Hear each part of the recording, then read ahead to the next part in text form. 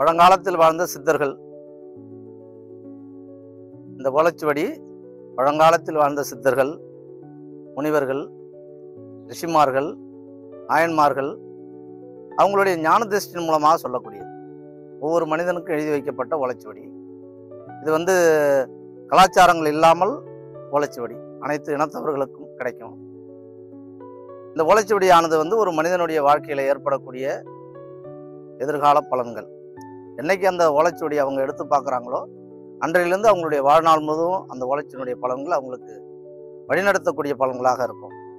ஏற்றத்தாழ்வுகள் இருந்தாலும் அந்த ஏற்றத்தாழ்வுகளை சரி செய்யக்கூடிய பலன்கள் இந்த ஓலைச்சுவடி மூலமாக அவங்களுக்கு வாழ்க்கையில் முன்னேற்றத்தை அடையக்கூடிய அந்த நல்ல விஷயங்கள்லாம் அந்த சித்தர்கள் எழுதி வச்ச அந்த ஓலைச்சுவடியில் இருக்கு. இந்த சித்தர்களில் முதன்மை வாய்ந்த சித்தராக இருக்கக்கூடியவர் அகத்திய மாமுனிவர். அந்த அகத்திய முனிவருடைய அந்த ஓலைச்சுவடியை அவருடைய ஆசீர்வாதத்தோடு அவருடைய அனுக்கிரகத்தோடு இந்த ஓலைச்சுவடியை எடுத்து நாங்கள் மக்களுக்கு சொல்லிக்கிட்டு இருக்கோம். இப்போ தமிழ் மொழியில் அந்த ஓலைச்சுவடி கிரந்த எழுத்துக்களில் இருக்கக்கூடியது. அந்த கிரந்த எழுத்துலேருந்து அதை தமிழ் மொழியாக்கி அதை மற்றவங்களுக்கு புரியும்படியாக இப்போ இருக்கக்கூடிய காலகட்டத்துக்கு ஏற்ப அந்த ஓலைச்சுவடி நவீனப்படுத்தப்பட்டிருக்கு.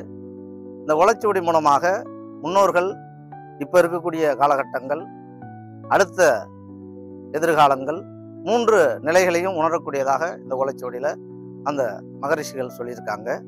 சித்தகணங்கள் என்பது தன்னுடைய வலிமையாலையும் தவத்தினால் கிடைத்த அற்புத பலன்கள் மூலமாக இந்த ஓலைச்சுவடியை மகரிஷி உங்களுக்கு எடுத்து சொல்றாங்க. அது சொல்லக்கூடிய பலன்கள்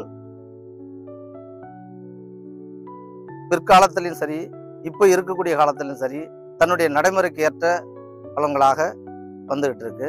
இந்த ஓலைச்சுவடியுடைய அற்புதங்கள் என்பது பல மனிதர்கள் பார்த்து அதன் மூலமாக மற்றவர்களுக்கு சொல்லக்கூடியது தான் இந்த ஓலைச்சுவடி.